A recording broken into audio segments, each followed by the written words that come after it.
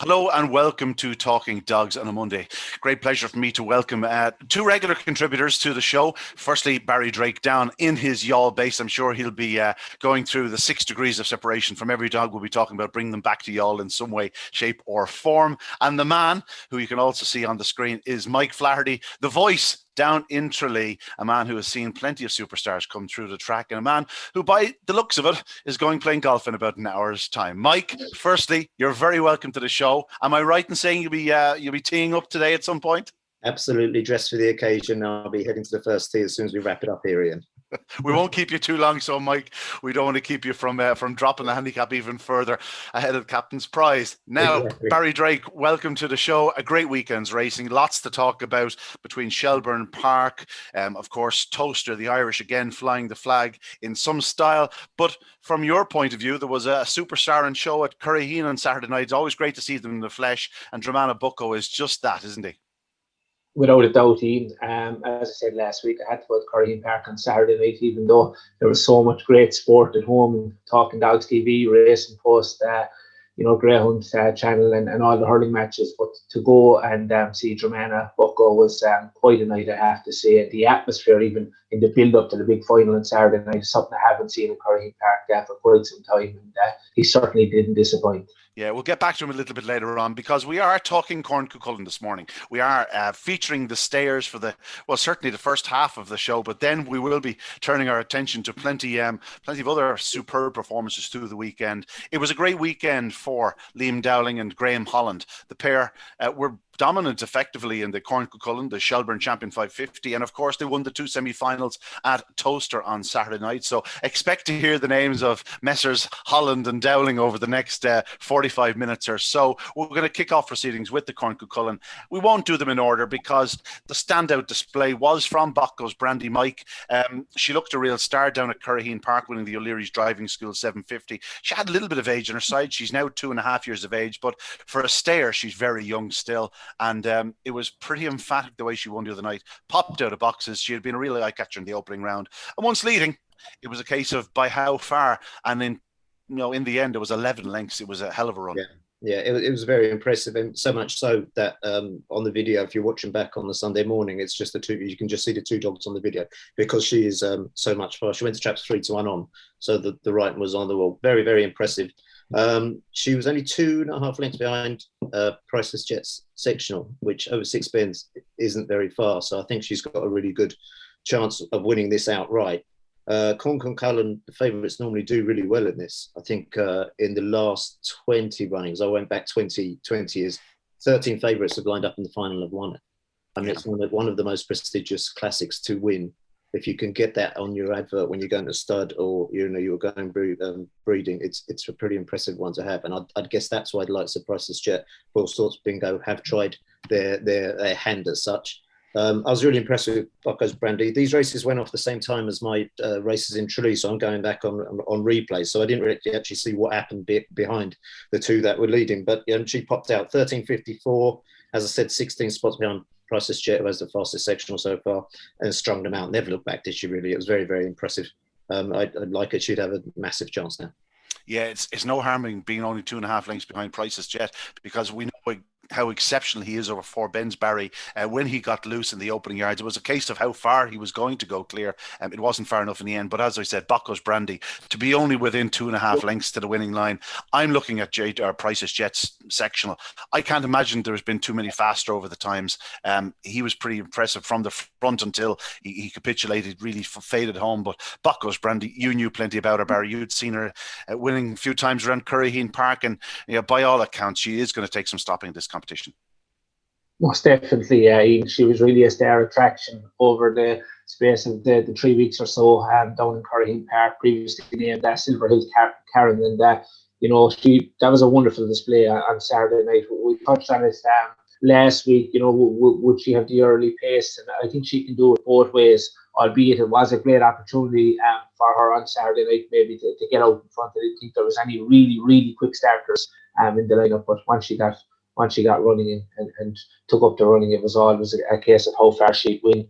But yeah, simply stunning performance, and it'll be interesting to see how far she can go now in the staying ranks. But she's definitely in favour for me for this competition, and a very exciting start for sure.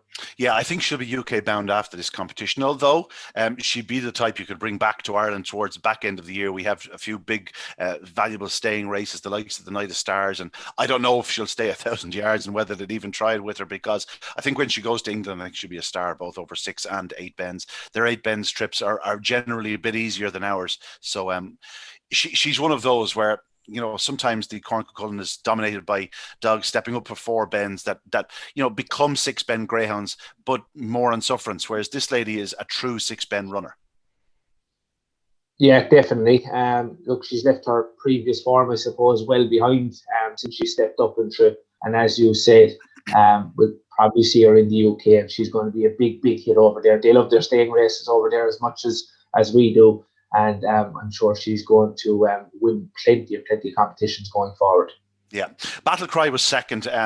You know, as I keep saying, I would love to have seen over the trip a year ago or more. But she ran well in second spot. She's now into the semi-finals. AK-47, who of course was one of the favourites for the Cesarewitch, it just goes to show what a classy individual she is. But she also ran well here to finish third. You know, she's beaten a long way, and you know, by all accounts, she has a lot to find on the clock to go any further. On to the third heat we're going to go to next. Ballymac Kingdom, the defending champion, and this really was a Rolls Royce type display. He found himself in a pocket behind Tinnock Phantom and Boyle Sports Bingo. They had a right tussle up front. They nearly cut each other's throats somewhat. But Ballymac Kingdom, you've got to say, it was very smooth, Mike. He sat in the pocket and behind them. When they continued to battle into the back straight, he just switched to the inside, and it was like he just had another gear. He just went. Clever. Hit the front into that 5th bend. And I said last week, he's a bit ungainly up the home straight, but it's purely because of his size. It looks like he's not staying. You don't do 41, 42 not staying. No, I think it was a really clever and a very kind of mature performance. It's kind of an educated run, if that sounds stupid. But I've got written down it, brilliant pace into the 5th bend. You could just see, he could see there was an opportunity there, and bang, went for it. Really important. Won it last year, of course. Looking to repeat Mount Test, who was the only ever dog to win it back-to-back in 2016, 2017 for Jer Kiley. Went to traps 1-2 on. Really, it was only 2 lengths behind Bocco's Brandy last week, was it? Yeah, just 15 spots behind you. Yeah, so, you know, a great performance. It would be great to see if he won it back-to-back for Liam, who's having just an unbelievable occasion. I think Phantom and Paul Sports Bingo would have got closer, but they held each other up the whole way round. Yeah, if one or the other had got loose, they would have put it up to him they a bit couldn't more. take each other off, could they? You know, I think Paul Sports Bingo had him crossing the section at the same time at 13.58, which is a little bit behind, but still up there. And they're both crowded at the 3rd bend, and that's when, you know, it gave Ballymac Kingdom the chance to power down the back straight and take up the running. Good performance by Ballymac Kingdom. He's got every chance. Yeah, Barry, of course, he wouldn't have been there had he got up for 3rd spot in that English Derby heat when he absolutely motored home. But it could be for good, because you know, Liam Dowling has 2 in the English Derby final. Ballymac Kingdom would have been a big-ish price in the final, I dare say, if he'd made it there. But in this occasion, he's certainly right up there, banging attention in this Corn Cuchulainn. I still believe there's a bigger start in him, so it just wouldn't surprise me if he got off the front sooner rather than later. In 2nd spot, Tinnock Phantom is running she really is running very sweetly for Michael Devereux. It's good to see them having a really good stayer, and this lady's going to give them plenty of enjoyment over the next while. Yeah, that's for sure. Mike. Just really good early pace. Tinnock Phantom, really smart into the bend, led up, got round the 1st bend, had Ball Sports Bingo. If Ball Sports Bingo had missed the break, she would have got a lot clearer, I think, Tinnock Phantom. And I'm not sure she would have beaten Ballymac Kingdom, but she'd have been a lot closer. Yeah, Barry, she's 70 pounds. Like, you'd be forgiven for thinking it's a dog, you know, Tinnock Phantom. It doesn't have a female name in there, but she's very much a she. 70 pounds. There's a lump of her there, but she's fairly talented. Yeah, she sure is, and she showed plenty of early pace, in fairness, to lead Boyle Sports Bingo. And, you know, they set it up nicely, in fairness, for the winner. If you took a short price, I don't think the outcome was ever in any doubt. As you pointed out already, they did cut each other's throats up front, and the winner made the most of that to stay on well. But it was a really good heat, and the 2nd and 3rd ran with plenty of credit in defeat. No keeping that man down. Ballymac Juliet, Liam Dowling was third also. She progresses. And of course, it was four to qualify. So Boyle Sports Bingo is there. And his presence is just enough to upset one or two of the dogs that probably need the early speed, Mike. Boyle Sports Bingo, we know he's rarely going to miss the kick. He's always going to be prominent. Yeah, he was treading water coming home, wasn't he? I saw him. I wouldn't be backing him to win it outright, but he's certainly going to have a big say in the competition going forward, without doubt.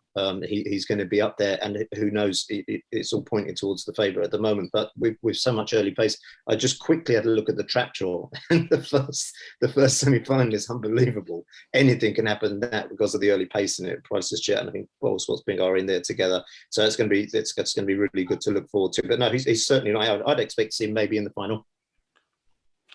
Yeah, he's that type of dog, because if he does get loose, and as I said, more often than not, he will get loose, but that opening heat is pretty hot.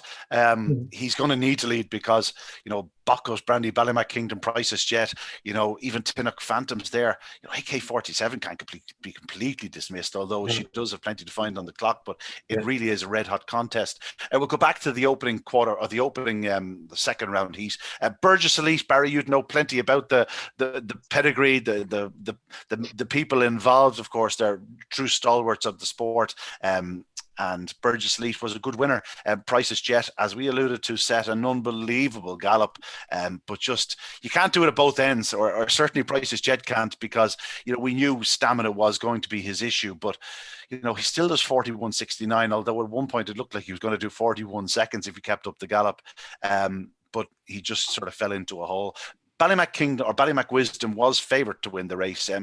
She missed a kick. She got involved in a little bit of early scrimmaging. Never really happened for her thereafter, but you'd have to put that one behind her, because we know she's capable of going a full second faster.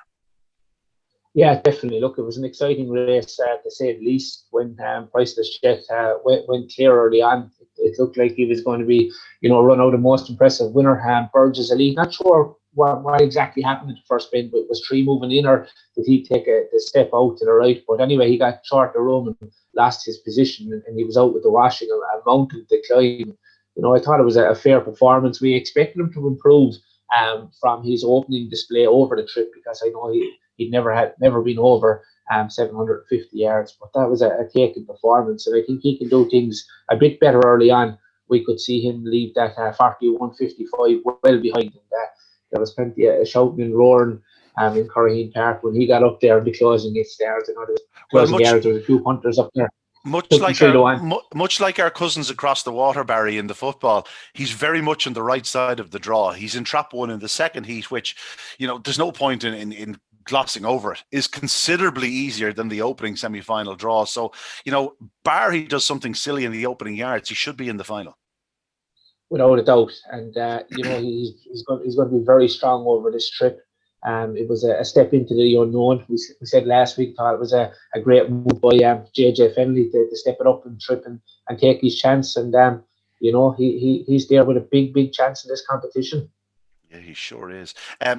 Mike, Price's Jet, you would have remembered him. He started his career off at Tralee, of course, in the Juvenile Classic way back. Right. He was very raw, very young. That could be said for a lot of his first year. He just seemed to be a dog where the pennies seemed to be dropping. This year it has dropped somewhat. I put it to you that while he may not win this competition, he's certainly a big player. But I think when he steps back to four bends, the confidence of getting free and running free will stand to him. Yeah, last week when we saw him win in the first heat, the first round, I thought, all right, he does stay 750, but I made a mental note. I said he doesn't stay 760.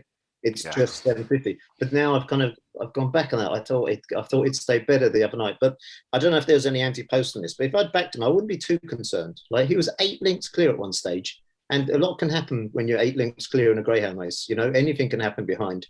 Ballymac Wisdom, I think her ground was taken at the first bend by the Burgess Elite, and that was it. And she just plugged away there. I wouldn't be too concerned about her. She was the fastest in the first round, so she's still got that at the back to fall on. Price's Jet, I really, really like. I mean, that sectional 13:38. I mean, you'd know more about the sectionals up, but that's got to be an aeroplane time, isn't it? Yeah, that's rapid. Yeah, it's really rapid. I mean, there was the closest was the favourite dog in the other heat. Bocco's Brandy was 2 lengths behind, and anything else was way back. The likes of Boyle Sports Bingo. I think it's admirable that they've tried him over 6 bends. I really like it when trainers do this. and I like him. It's going to be such an interesting semi-final when they actually go to traps. But yeah, I wouldn't be too concerned about Price's Jet. I think he's still a realistic chance. He's going to lead. We have to mention that the two Redzers have gone through for Pat Redden and Paddy. Redzer Regira has a 41.60 on her card way back, not quite producing that form, but did stay on to be third, finishing in front of Ballymac Wisdom, it must be mentioned. And the other one that did qualify was Redzer Runart, of course, in the second of the heats behind Bacchus Brandy, beaten a long way, but everything was beaten a long way in that heat. But it's a fair achievement getting the two of them into the semi-finals. And as we've said, they're on the right side of the draw. You'd think getting one into the final or into semi. Those dogs had really bad starts. They're really bad trouble, and they did really well to qualify. Red's Ruinart was turned sideways at the bend and stumbled, almost went down actually. And the other one, Regra, I got slow. I walked up, absolutely flew home. So they've done really well to qualify. They're from a good family of plenty of stayers, and again they're on the right side of the draw. The two of them are drawn against each other, but it wouldn't take an awful lot of luck for one of them to qualify, and you never know. In certain circumstances, they might get the two of them through, and fair play to them. I love people that can paint them over the six bends, and that's exactly what these two dogs are. Reds are Runart and Regira. They are six bend stairs. It's a cracking competition, gentlemen. We've touched on those semi-finals. The opening heat is very much the feature, though, Mike. I literally came up online this morning. The thing, I haven't got it in front of me, but I noticed that Bull Sports Bingo and Price's Jet are in together, are they? Boyle Sports Bingo's in 2 and Price's Jet's in 6, but then you have Bacchus Brandy is probably well housed in trap 1. Boyle Sports Bingo probably shouldn't edge in on her, and if she does trap them terms, she should hold her pitch into the opening corner. Tinnock Phantoms in 3, Ballymac Kingdoms in 4, the defending champion, and AK-47 in 5. Whatever happens, we're going to lose at least. Possibly, yeah. Well, we're going to lose 3 big names because they're all very talented trackers. The inside draw is pretty good for Bocco's Brandy, isn't it? I can't see that having any adverse effect. I'd imagine Price's Jet to lead up, and we'll just see how it unfolds down the back straight. It's going to be amazing how far they can actually get away from Bocco's Brandy. So I'd imagine, but I'd like Bocco's Brandy in that lineup, really, all being well. Barry, it's probably going to be a heat of 2 halves. You'll have the likes of Boyle Sports Bingo, Price's Jet, perhaps a Tinnock Phantom, and Bacchus Brandy probably not too far behind them. But then, Ballymac Kingdom are making his move down the back straight. Bacchus Brandy will certainly be making her move in the second half of the contest also. It could make for fascinating viewing. It would have been fitting of the final itself. Yeah, it sure will. It's going to be one of the races of the weekend, next weekend, and I think they'll set it up nicely for Bacchus Brandy. I don't expect her to feature around the opening bench. I think she'll be in a decent enough position, but I think it'll be a case of last week as well. I think the early pacers will be cutting each other's throats up front, and we'll see a powerful finish from Bacchus Brandy. Yeah, from an experience point of view, Boyle Sports Bingo, Ballymac Wisdom, or Ballymac Kingdom, should I say, AK-47 and Price's Jet, they've all competed in classic company. They've had your red hot races in the past. This is certainly the toughest test of Bacchus Brandy's career. Yeah, without a doubt. In fairness, look, she accounted for some useful sorts below in Curraheen Park, but this was definitely a step up in class in Shelbourne Park. This is a famous competition, obviously. But just with all that early pace in the race, I think she's really, really strong over the trip, and she can turn, handy enough. I think she'll prove a class apart in the second half of the race. Mike, the second heat, Burgess Elite is very well housed on the fence. Ballymac Wisdom's out in trap 6, but in a heat of 6 inside seeds, sort of the bookend positions are probably the places to be, 1 and 6. I'd be more encouraged by Ballymac Wisdom in 6 than it would be in 3 or 4. Absolutely. First round, fastest in the first round. She can stay outside there. I don't think that draws a hindrance at all. She is an inside seed, but I think that's okay over 6 bends. She can find her way around, negotiate a path, and should take that second semi-final and reach the final. Burgess Elite will be challenging. Ballymac Juliet's an interesting runner. Liam's second. She only ever raced once in Tralee, so I went back on her record. It's mainly be up in the Midlands and in Dublin. She may have had 1 or 2 trials around there.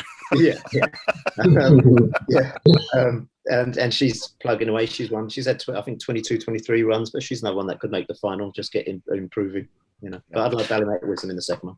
Barry, you'll be clinging on to Burgess Elite. That's the y'all connection, is it?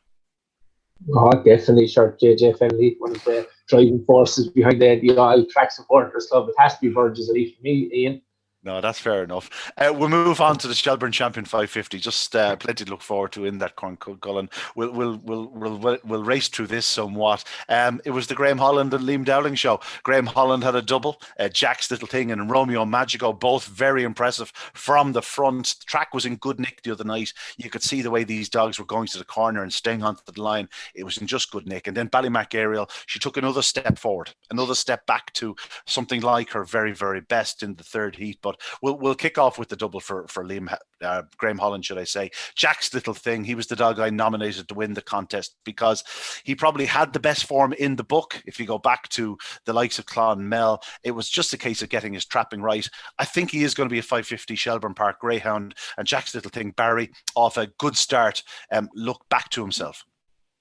Yeah, great performance, and great to see him confirm his early promise when he won the Royal Hawaii at Stud Unraced stake around Clonmel. It's always great when they come to Shelbourne Park and confirm that form, and that's exactly what he done on Saturday night. He's owned by the Pillar Syndicate, who are great supporters of the game. They're putting a lot of money into the game. Yeah, I'll tell you what they are as well. They're great supporters of the bar at Shelbourne Park also. Yeah, they're named after the pillar that's closest to the bar. I've heard that, and they had the Derby finalist with Satchel. They've had a couple of dogs actually that have won around the all over the last couple of weeks. They had a couple of nice dogs in training with Denis down here. So as I said, look, they're big supporters of the game and they deserve all the success they get. So I was delighted with that Greyhound win on Saturday night, and they could have another Derby candidate going forward for the year ahead. Yeah, Mike, he's a nice dog. He's just one of those, like he's not a dog with stunning early speed, but he's enough early speed. He doesn't fly down the back, but he goes fast down the back, and he's not absolutely hammering home, but he stays strongly. He's just one of those greyhounds that is good at everything without being sensational at anything. Yeah, of all the three sectionals, his was the slowest actually, but the result was never in doubt, turning out the second bend. Just out of interest, the greyhound that came second there, Kildale and Pearl, if you get a chance to watch the replay there, did miracles to qualify and absolutely flew him. Had to go about 4 lengths wide coming out of the first bend of its own choice. He was avoiding trouble and then absolutely took off to qualify. That's one that I would definitely keep an eye on going forward. She's very, very strong, Mike. She's going to be an absolutely tailor-made for 575, 600 yard trips at the back end of the year. And she is one you could even step up further, I'd say. Yeah, and only just 2 years old, July 19 whelp. That's the one that took my kind of eye there. Of the others that qualified, Fastfit Paddy showed a great back straight pace along with the thing. He was favourite going to the traps there, 6-4.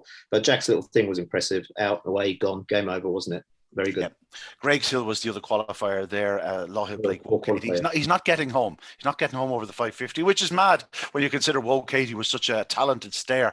But that's, the breeding game works that way, Barry. Sometimes they stay, sometimes they don't. Half the Ballymac bodies are good early pacers. Half of them are stayers. You don't know what they are going to be when they get to the track. You just have to watch and find out. That's exactly it, Ian. Right. Moving on to the second heat, Romeo Magico, a dog who I have spoken about quite considerably on this over the last few weeks and couple of months. I think he's a dog with unlimited ability, unlimited potential. Graham Holland one day described him on the phone to me as an excitable character. I would say that we haven't seen the best of this dog. I would say he's still very much maturing. I'll tell you what he did the other night. Ballymac Merlin and Glenquan Pat were up his inside. Now, Glenquan Pat has won a sprint in Shelburne in 1860 odd. He can run to an opening corner. Romeo Magico came out in level terms with them and he raced to the front. Yeah. It was very taking. He was exceptional down the back straight and he got to the line a bit better this week. I think we have yet to get to the bottom of this fellow. And when we do, I think he's a proper greyhound, Mike. Yeah, I would describe Romeo Magico up until Saturday night as a head scratcher. Couldn't really understand. He was a bit of a kind of like Ballymac Wild in his original in his early career. Kind of, is this guy going to be a superstar? Or is he just going to be a normal kind of AOO?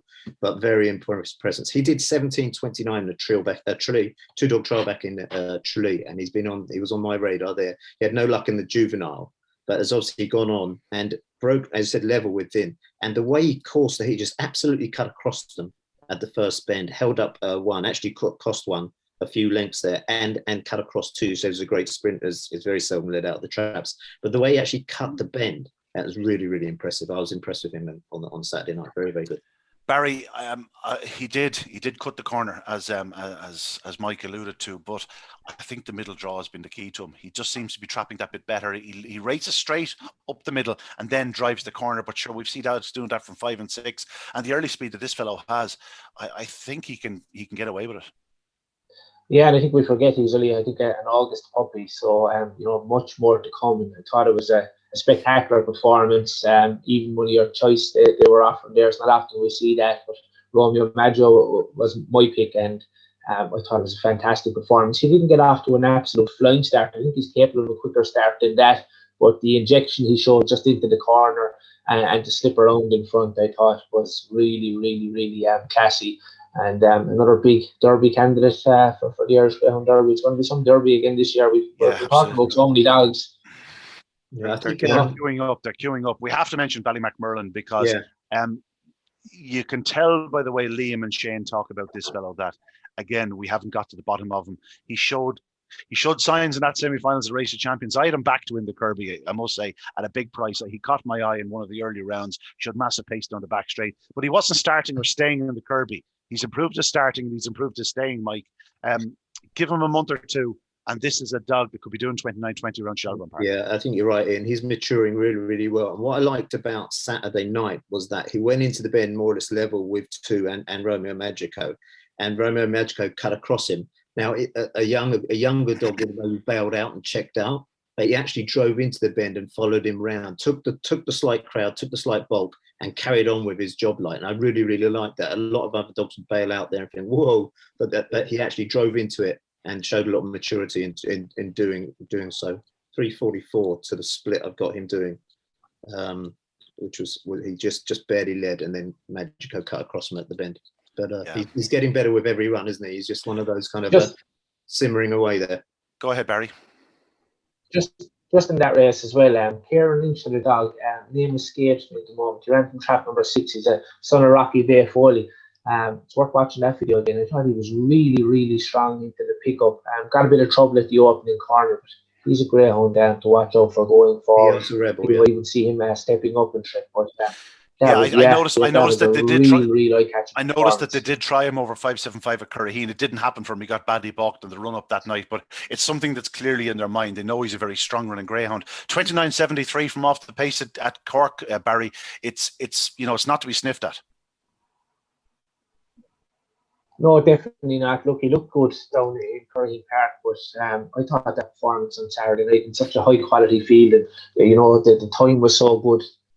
There's a lot to come from this greyhound. Definitely worth noting and watching out for in the coming weeks. No, I tend to agree with you. The likes of these dogs, when they get to Shelburne Park first, it sometimes takes them a while just to find their feet. It was particularly evident with Broadstrand Bono, a couple of years back. It took him those 4 or 5 races at Shelburne Park, and then he just absolutely took off. And this is the type of dog. Now, he probably doesn't have the early speed of Broadstrand Bono, but he's certainly a dog you could see running very well over the 550-yard trip. We move on to the third of the heats. Beg your pardon, the ones we didn't mention, Viper's Buzz there. He's a very strong running greyhound. It's just not happening for him in the early yards of late, but he did fly home the other night for Kieran Hicks. He has won at Shelburne Park over the trip. He had some eye-catching form in the early rounds of the Kirby. He's a dog that will be, competing in top company for the remainder of the year, and he's just a dog just keep an eye on. When conditions are right, he'll pop up at a decent price, I would imagine.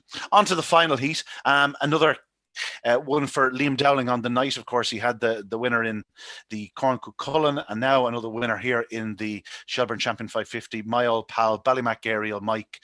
She definitely seems to be coming back to herself a bit.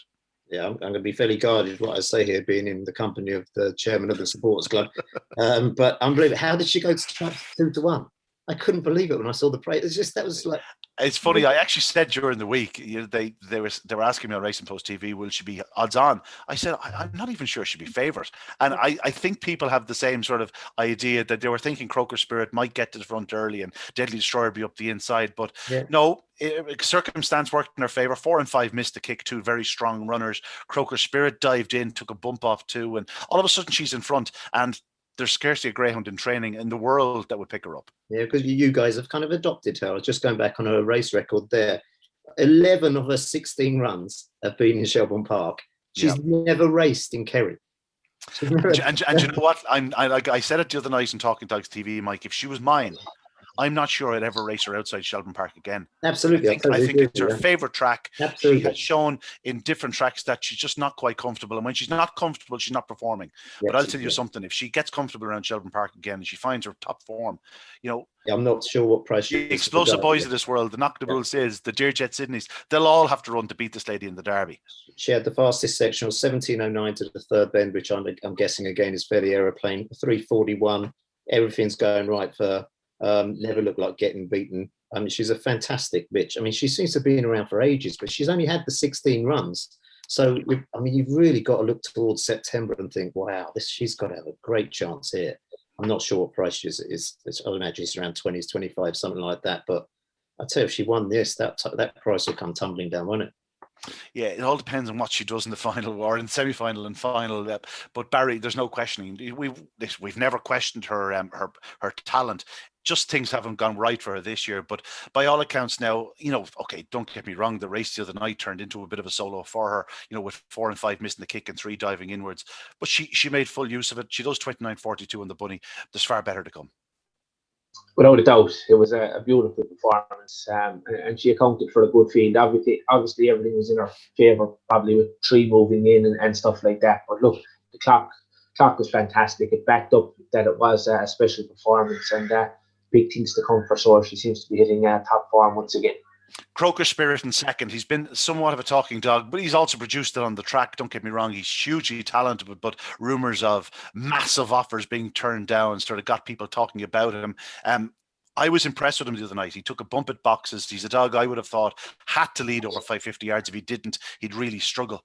He dug in deep to hold on to second spot up that home straight. And I think he's with the right man, Ger Holy, and I just would not be surprised if he, really came on for the experience, the fact that he's taken the bump, that he's found himself second, he's gone on to finish second. I just think there's far better to come from him. Has to have the inside, I'd say, Ian. Yeah, he is, but that sometimes is the case, and he's only had a handful of races. He might just be learning on the game, and just don't be surprised if he goes up a bit straighter from a middle draw in the near future. Yeah, he's won. It's 6 runs. He's made the frame in every. He's won 4. He's finished second and third in the other 2 runs. Yeah, he's going in the right day. Good learning curve that was for him Saturday night. I think I'd like to see him on the inside. He was absolutely glued to the rails coming home. Yeah, no matter what he's up against, Barry, if he is drawn in trap 1, the bookmakers will show him respect. Without a doubt, there'll be plenty of supporters, I'm sure, when he's drawn rate. But look, as you said, he's only after 6 or 7 races. That, as Mike said, that was definitely a big learning curve for him. And I would be surprised as well if he adapted and could get away with the likes of trap number 3 and trap number 4. He might go straight up and cut the bin, but he's definitely a high class sort. And that, like as you said about the way he battled bravely for second place. Normally, when you have them ones that don't slip around in front, they can't be vulnerable. But no, he kept on bravely, and more to come as well, for sure. I put it to you that the performance of Story's Pee-wee in third was almost as good as any performance at Shelbourne Park on Saturday night. This dog can run. He may not be blessed with massive early speed, but I can tell you one thing, he has an engine. Where he came from to grab third, like to pass Deadly Destroyer, to be beaten only a neck by Croker Spirit. It's great to see Gavin O'Mahony, who, as we know, is a wonderful supporter of the game, and Mert Lahey, who is just a great character. And I'll tell you what, he's not just a great character, he's a great trainer. This Stories Pee-wee is going to be a fun greyhound for the second half of the year. They can have their challenge in the Derby, and I promise you one thing, he won't be too far away, sort of getting towards the quarterfinals, semi-finals. You never know thereafter. There's a touch of the beach avenues about him, but when he steps up to 575 and 600 again, they are going to have some sport with him. Mike, he really caught the eye in third. Yeah, that was a new one. I don't really know much about this greyhound, but I've got an asterisk next to his name on my notes here. That came from miles behind to actually qualify. Really, really finished well. So definitely he's one for the future, and possibly again with September in mind as well. But yeah, I noted that he finished really strongly, very impressive. And he's in the easier of the semi-finals actually, and he's drawn out wide in 6 in the second semi-final. So he has a great chance of making the final. Yeah, Barry, he would have caught your eye probably the opening round of the Champion Unraced down at Kilkenny. Didn't happen for him in that competition, got knocked out in the second round, finding bad trouble. But he's since come to Shelbourne Park. He's a big run over 575. But again, asterisk is there. If it was a time for him, there'd be a P, provisional. He's going to improve. He's a greyhound that, really, really is going to be very, very special when he steps back up to 600 yards, shall we say. Yeah, he's an exciting sort for a colourful character in the shape of Mert. As I was saying last week, he likes to try and wind me up every now and again. But yeah, it was great to see this Greyhound absolutely powering home to finish third into the semi-finals, and he'll have strong claims of making the final. Yeah, sure will. He's going to take a hard one to keep him out of frame. Deadly Destroyer was fourth. It was a slightly flat run by Barry. He had run so well in the opening round, recovering from that bump, charging home to beat Romeo Magico. I, for all of intents and purposes, would have backed him at 10 on into the third bend to be second. Just didn't happen for him. No, it didn't. I thought that was a very big performance coming from him. Look, it obviously didn't happen on Saturday night, but he's a Greyhound I wouldn't write off going forward. I think he's got a huge engine. But as I said, look, he'll have to bounce back from that now going forward. Yeah, Mike, the type of dog that Deadly Destroyer is, you have to forgive him because he's capable of so much better. Yeah, I think it was all over for him at the start, really. Crocus Spirit went inside, he came outside, and they met in the middle, and Ben Mandler Roxy was the kind of sandwich. I just think it just didn't happen for him on the night. It was, there was 4 qualifiers, so he's through. I think he has to be drawn in the middle. I'd prefer to see him in the middle. He definitely moved right at track race.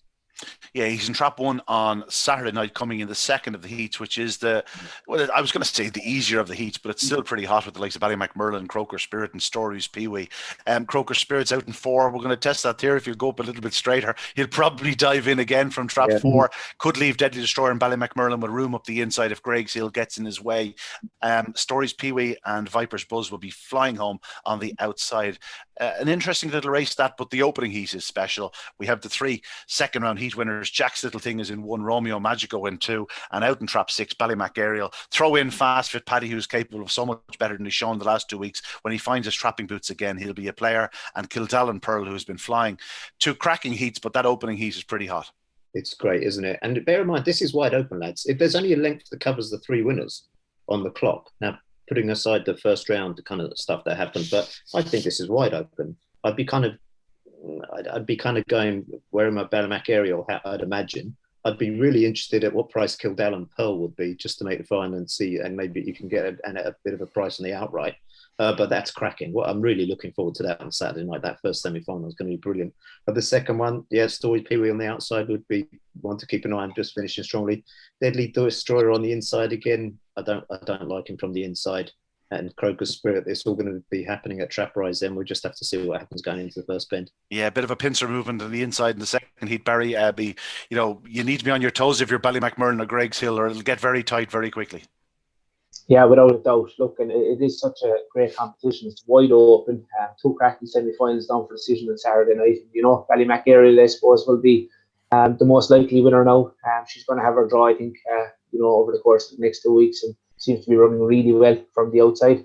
Yeah, just previous winners of this competition include Coolavani Mason, who was a very talented dog for Pat Buckley, Native Chimes, of course, Lenson Blind, the Royal Patrol, and then you have another couple of runners like Droopy's Nidge, who was a bit of a special one, and Rural Hawaii in 2015. Of course, he didn't win the Derby in 2015, but he won it in 2016, and it just goes to show the calibre of Greyhound that come out of this competition. It seems to be as strong as ever, and I expect to see these 3 or 4 stars that are emerging from this competition to play a big part in, perhaps a Champion Stakes, but certainly a Derby a bit later in the year. Before we travel across the pond, we will get back to Dramana Bucco. Mike Flaherty, you haven't had a chance to talk about him. There's an awful lot to like about this Greyhound. He seems to be doing everything right. I think he'll run as a middle to wide in the future. I wouldn't imagine him running as an inside C too often, but I can promise you one thing, he's got an engine, and it's a pretty spectacular one. Well, a couple of weeks ago, a colleague who was filling in Judge's box said to me, the next Greyhound to break 28 seconds in Ireland will be this fella.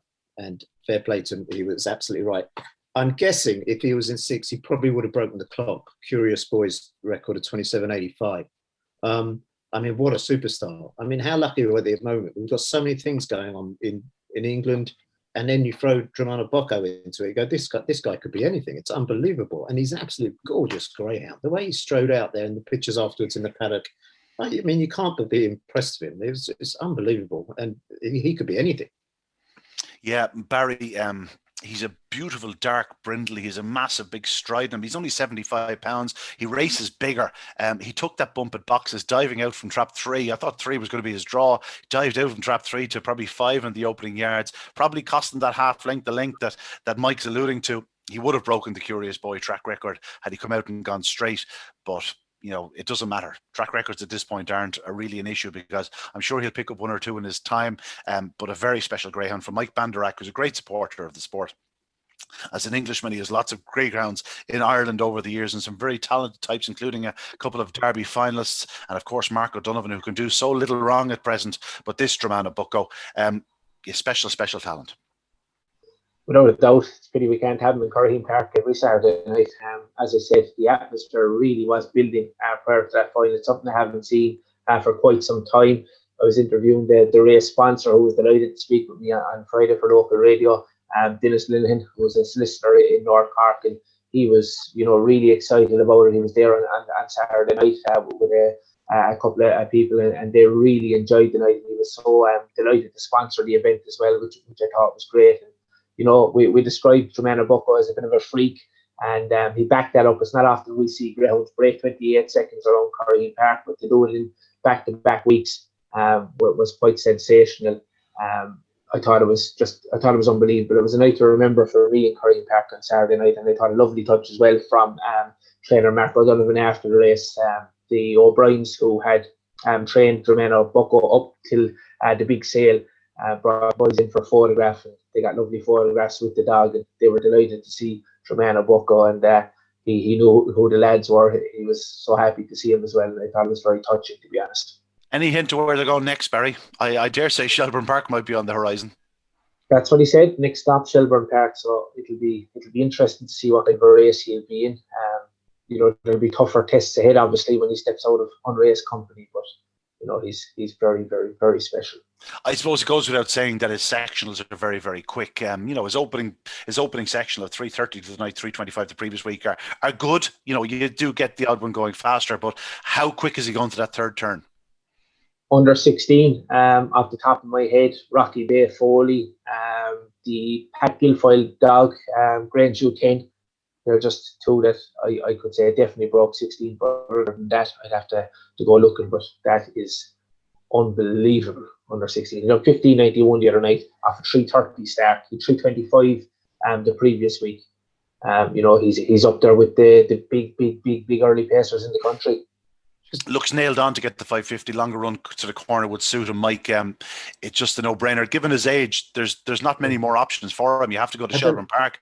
You have to take on the best now. Would you? With such a superstar, if you owned him, would you wait a year or would you throw him in now? No, you throw him in now. He's August. There's nowhere else to go. They'll learn nothing sitting on their bench. You know what I mean? I suppose the only place you're probably going to get races for him is Shelburne Park, to be honest. You've got the champion and you've got the Derby, I suppose, but you'd be really so young. That was his third race. Was it third race? I know if I was Mike Banderack now, I'd be sponsoring a younger 2019 2-run 550 stake in Shelburne Park. You're not the first person that said that. Yeah. What I would suggest is that I wouldn't bring him up and put him over 525. I'd put him straight into the 550, because I think with the 550 yard run up, I think he can, he'd be taking on a different type of greyhound to the 525. I think it's the 550 is the route for him now. I suppose get a learning curve for him. Get him. It sounds horrible to say, but get him involved in a bit of scrimmaging and learn his. Don't go anywhere apart from Dublin. That's all roads lead to Dublin. He's right. What Mark Dublin said. Barry, I suppose you've checked. There's no 100-to-1 available for the Derby, is there? Oh, Jeannie, no. I'd say he's going to be introduced to the market at probably 33-to-1, 40-to-1. But I'll tell you what, if he's 33 or 40, I'd be having a score each way now. I'll tell you that. Yeah. He's a remarkable greyhound, isn't he? Just really looking forward to seeing him in Shelbourne Park. Exciting. See how he can do.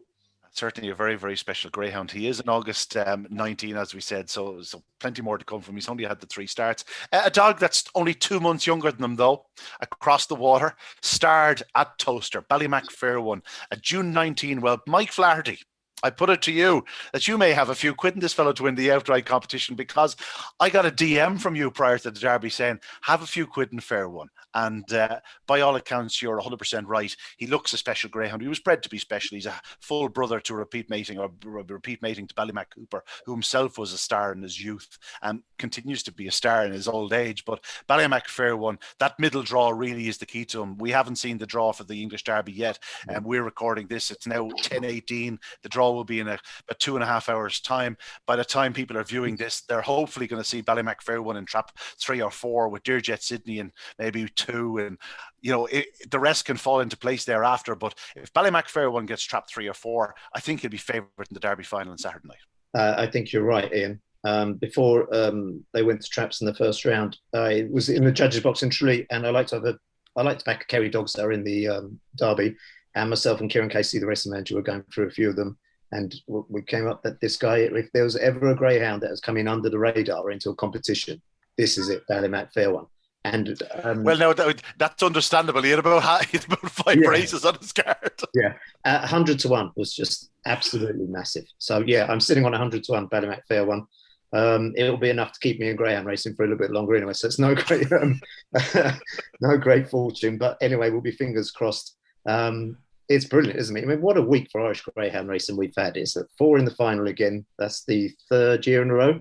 I think we've 4 in the final. Ballymac Fair One. He has to have the middle, doesn't he? But do you know, I was thinking if he got 5 or 6, wouldn't be too. Is there a wide runner in the final? I don't think there is. There is. Thorn Falcon is guaranteed trap 6. Yeah. So 3, 4, or 5 will do me. Yeah. Ballymac Fair One is a fair one. There's no question about that. He may be understated with his name. I'm just disappointed that Mike didn't actually tweet that he was up to 100 to 1. And we'd be all sitting pretty. I'll be honest, lads. I did back him. Unfortunately, he wasn't the same price in the sportsbook markets as he was in the exchange. So I only backed him win only. So I would have been in a lovely position now if I'd backed him each way at 100 to 1. But I'm only win only at 100 to 1. But listen, I'm happy to sit on it and hope for the best. April 2nd, I tweeted, after making his debut in the Kirby Memorial last week, Ballymac Fair One just posted 28-26 at Shelbourne Park in his second start. Another potential flying machine for team, and I added young Shane Dowling at Ballymac Vic 14, a full brother repeat mating to Ballymac Cooper. Shane Dowling responded, "Track must be mental," 2 punctuation marks. I retweeted it on Saturday night. He responded with a couple of cowboy hats and a few smiles.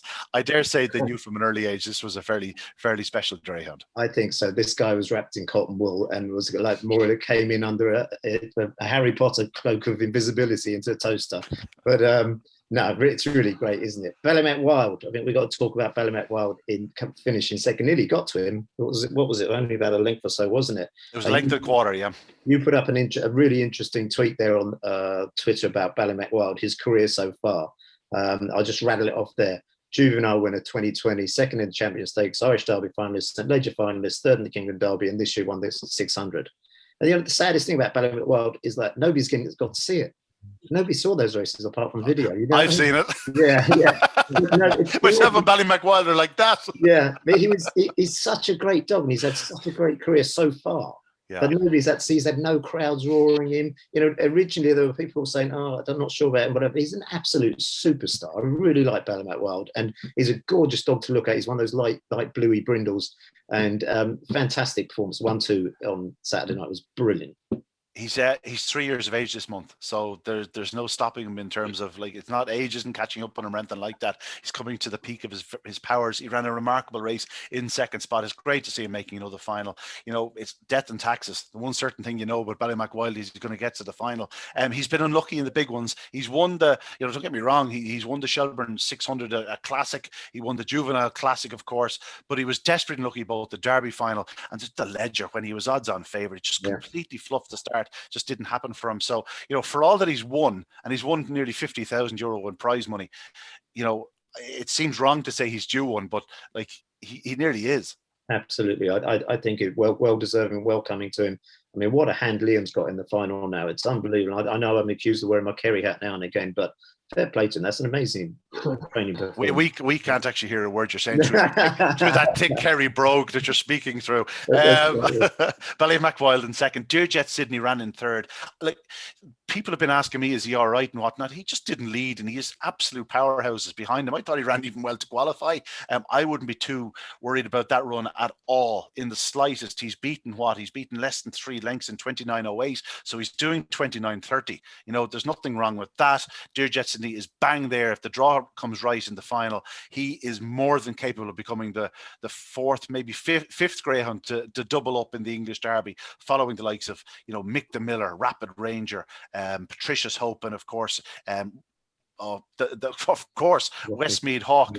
Dearjet Sydney, you know, he's been unbelievable to this point, and you know, 1 third place finish doesn't ruin his chances. He's bang there with a strong chance. We know how good Pat Buckley is in the deciders. And what would make that even more unique an achievement is to do it, to win the Derby back to back at 2 different tracks. Absolutely unbelievable. And how 2 very, very different tracks. Yeah. So yeah, I'd be slightly concerned about how he seemed to fade a little bit on the run coming home on Saturday night. Yeah, I put it to you, didn't I? Put it to you, it's Ballymac Wild, Two-Maker Sydney and Beach Avenue coming at him. I wouldn't be too concerned about that at all. We know how strong he is. You know, the 500 metres at Nottingham, he absolutely got to the winning line there, and I think it's much different than Toaster. Barry, I'd say there's great excitement down your part of the world with Dearjet Sydney there, with a chance of creating some history. Yeah, look, bred locally in Fermoy by Eddie again, who has got a great kick out of this over the last year or so, and it's a brilliant achievement to reach the final once again, and a great achievement from all the Irish trainers. We're blessed to have so many talented trainers here in this country. It's going to be a big occasion for Liam Dowling, Pat Buckley, Graham Holland. They're all there with a chance. Obviously, look, as you pointed out already, we haven't seen the draw yet. Draw will be interesting to say the least, but hopefully it'll be coming home to Ireland, and we'll be looking forward to it next Saturday night. It'll be a big night at Toaster, and I'm sure it'll have a huge audience once again. But all to play for, and let's wait and see what will happen. Yeah, let's indeed wait to see what happens. We have to mention the 2 that didn't get through. Two-Maker Sydney ran so well through the competition for Robert Gleeson, Willie Hislop. Just one of those dogs that just doesn't have the look, you know. Probably his just yaks that yard early has probably cost him through his career. He's so talented, so fast. And Beach Avenue, it was almost just too cleanly a run race for him. It just didn't, you know, I'm not going to say it didn't fall into his lap, but he absolutely, the ground he made up in the last 100 yards was phenomenal, but I'm afraid failed by a length and a quarter to get through to the final of the English Derby. He gave the Healy family an unbelievable twist. They'll be back. He's the type of dog you can nearly bet blind each way for the Irish Derby, because back to his favourite track at Shelbourne Park. He's more suited to Shelburne than he is at Toaster. There's no question about that. He gets a chance to build up his momentum, and there'll be no greyhound. And I mean no greyhound. I'll say it now. There'll be no greyhound from the second bend going faster in the Irish Derby. So best of luck to them in that one. Moving on to the second heat. And of course, this was the return of New In Session. Prior to the start of the competition last year, he was anti-post favourite. He was nearly anti-post favourite this year. He's probably disputing it along with the likes of Knocknabull Sid and others. But you know, he was 8-1 on Saturday night. You know, he wasn't much bigger to win the competition outright at the start of it. He was almost a bit forgotten. He was being dismissed. He wasn't being spoken about as a potential Derby winner or even a potential Derby semi-final winner. But he did find some form. There's no question he hasn't really taken to Toaster, but each run he's got better and better and better. And Graham Holland, as we know, is a master trainer. And the other night, it was pretty much over from the early yards, Barry. New In Session got racing, shot up the inside of Clara Lion, and that was that. Yeah, he was fancy prices on the exchanges before the race on Saturday night, and it was great to see him return to winning form, because he is a real classy sort. Obviously, he'll be below par, I think it's fair to say, in recent times. But look, he silenced the critics, I suppose, on Saturday night, and I'm sure Graham Holland and Sherry Ann O'Donnell and family, and they got great satisfaction out of seeing him return to winning ways. And Simon Taylor. Look at Simon Taylor. He won a Derby last year with New In Taylor. With a different greyhound, he's potentially going to win an English Derby just a matter of months later. Yeah, that would be quite an achievement to say the least. And Simon, another man that spends plenty of money in the game, had privilege of speaking to him in one of my earlier podcasts, and I've actually met him as well. He was in Youghal a couple of years ago, so there's one for you know. He came along to Youghal for a nice little holiday, and actually had a dogging training here in Youghal with a local trainer. So that's something that you might have known. The 6 degrees of separation in offering again there, Mike. New in session. I put it to you, he has starred in the early rounds of many competitions and gone out pretty tamely.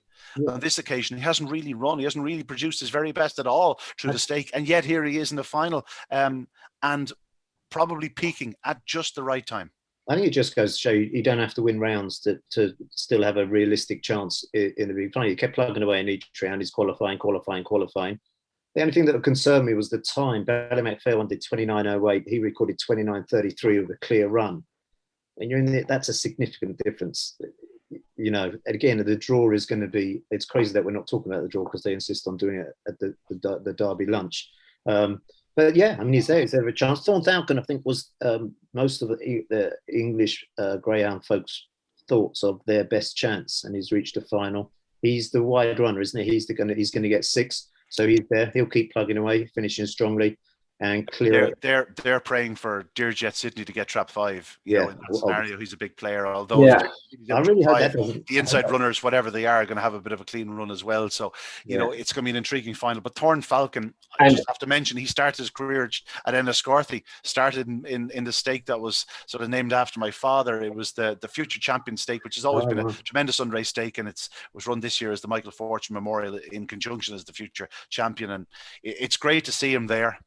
They put their money in their pocket after the opening round victory of Thorn Falcon. He was known as Ordinary Joe Soap. Well, I dare say they were right to change the name because there's nothing ordinary about him. He's a big, massive horse of a greyhound. He's about 85, 86 pounds, but he can run. Clara Lion is a bit of a warrior. He's the equivalent of Ballymac Wild in the UK. He's been to major final after major final. He's won a couple. He's been some star for them, and well done to the Clara team down, who are doing an unbelievable job breeding these top-class performers.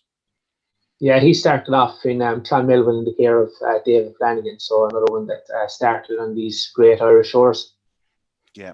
The 3 that didn't qualify, Knockable said, you know, your heart has to go out to the Greyhound. Obviously, Pat Buckley still has a runner in the final, and you know, but Knockable said for the second year running, desperately unlucky in the English Derby not to get to the decider. He looked all over a likely winner here, but the first time he missed the kick, and you know, from trap 4, he did a 4.27, but he just found himself in a pocket. He did make up by catching ground. He tried as best he could to get there, but just the line came in time. Bocco's belly absolutely flew home for Graham Box, and Patrick Jansen's in 5th spot. He too just didn't happen for him on the night. And gate time, Milo, he missed the kick and ran off the opening bend. It never really happened for him on the night. Never was in with a chance of qualifying. But Knocknable said your heart has to go to them. And of course, to you know, Stephanie O'Connell with gate time, Milo, homebred. He ran so well for them through the stake. But it's new in session, the only Irish qualifier in the heat. Yeah, Bocco's belly was a little bit disappointing. I've got down here just from to halfway. I mean, he absolutely flew home. You actually can't see him. He's hid by the other greyhound on the run-in, but he's actually behind him. He's almost obscured by him. Knockable said really unlucky. Paul Lawrence mentioned it in commentary that he's boxed in. You just could tell coming down the 3rd bend, he's not going to get out. And it was that's Greyhound racing. The right one was on the wall. He just couldn't get a run. Very unfortunate. He just in that little pocket. The dog on his outside moving hard, and the 2 dogs on his inside or in front of him moving hard. There was just nowhere to go, and it just goes to show, Barry, one missed kick and bang, dreams are over. Yeah, that's it. You need a bit of luck, and unfortunately for Knockable, said it didn't happen. Last week, I thought he was a certain finalist, and you know, it's amazing how quick it can change in greyhound racing. They look for all money, like Pat Buckley was going to have 2 in the final. Look, he still has 1, the defending champion, and if he gets the draw, it'll be hard to beat, but it could have been a lot more sweeter for the week ahead. Yeah, of course, they will have consolation the fact that he's already won the Easter Cup this year, you know, a massive prize in Ireland. And I'm sure he'll be amongst the top 4 or 5 in the betting for the Boyle Sports Irish Greyhound Derby coming up. Knockable said he remains a very talented greyhound. He's a stronger greyhound than he was last year. I think last year he wouldn't have got as close to qualifying as he did on Saturday night, but hell of a run in defeat. But new in session will go into the Derby decider on the back of a tremendous success. And if he does find that length or 2, which he seems to be finding most nights, I just wouldn't rule them out. Of course, we don't know the draw. There are 4 Irish. We're hoping for a third win in succession. We're hoping for a third 1, 2, 3 in succession. And by all accounts, the market suggests we have every chance of doing so. But the very best of luck to everyone involved in the final. Lads, I'm not going to ask you for the winner because I know Mike is going to go for probably Ballymac one. I think Barry might just nominate Dearjet Sydney. Am I wrong? Yeah. I mean, I have to. It's going to be really exciting. Again, we wait on the draw, and the draws and everything. I could be in 2 hours' time going, oh no, I'll be walking down the 5th fairway going, Don't rub it in. Don't rub it in, Mike. And I'll miss all the chances of laying it off on the exchanges. But no, it's going to be very exciting. Just off Derby track, can I just say congratulations to Mullingar, who got awarded RPG TV Sunday slot going forward, which is a tremendous news for everyone involved. Absolutely brilliant. And also they came out with RPG TV. They're going to show the Laurels final, Ledger final, the Night of Stars, and the Kingdom Derby are all set to feature this year on RPG TV. Oh, they also have the Corn Cuchulainn coming up and the Champion Stakes, and the third round on of the Irish Derby. So Racing Post 2V doing a wonderful job, and long may it continue, lads. The more people we get to, the better. Absolutely great exposure for our sport. We've got superstars here. You know, we're seeing green shoots. I think we're allowed 200 in now. You were full up at the weekend, Ian. We're ticking along at Tralee. So it's all good going forward. Yeah, touch wood. Mike, just before we go, 1 or 2 good performances Tralee over the weekend? Yeah, we had a couple of good. There was a Greyhound I was keeping an eye on. He was unlucky in the first round of a hospital sweep. My memory is beginning to fade. Fawn Cruiser, Bramwell, he's one to keep an eye on. And there was a dog who wasn't in the sweep but won the last race in 28.63. I think it was a 53. I can't remember my memory. Was it Barnfield Coco? Coco. That was a Greyhound. He's one to keep an eye on. Go ahead, 28.31. Yeah, 28.31. I think it's on. And Patch O'Leary, a well-bred greyhound. And just in terms of going off track, upcoming at the Curraheen Park track in next Saturday week, I believe, is the Shelley Fennelly Memorial Open 550 stake. We've seen a couple of flashy trials before racing in Curraheen Park on Saturday night. It's always an outstanding event. It's been won in previous years by the likes of Kilmacdonough and Scooby Princess, and I think this year's event is going to be another top class affair. So very much looking forward to that, and thanks to JJ Fennelly and Sheila Spillane for their continued sponsorship of the great stake. Yeah, no, that's great. Listen, lads, we've a lot to look forward to. We've reflected on a great weekend, and hopefully next week we'll be reflecting on another tremendous weekend, and hopefully a third Irish winner of the English Derby in a row, and our 4th English Derby success in 6 years. Of course, we've yet to win as a toaster. We're 0 for 2. Let's make that 1 for 3. It'll be great to happen. Again, thanks again, Mike. Remember, keep the ball on the short grass. Okay. I'll try my best. Keep your head down when you're putting. Barry, I'm sure you'll be out golfing again soon as well down at Youghal. I saw you tweeting a picture recently. How's the game going? Not too bad. Improving. Plenty of pairs, struggling for birdies now. All right, to be honest with you. Is that on the track? Is that on the course and off course? Is it? Yeah, definitely. Yeah, we'll have to get you down, Doc.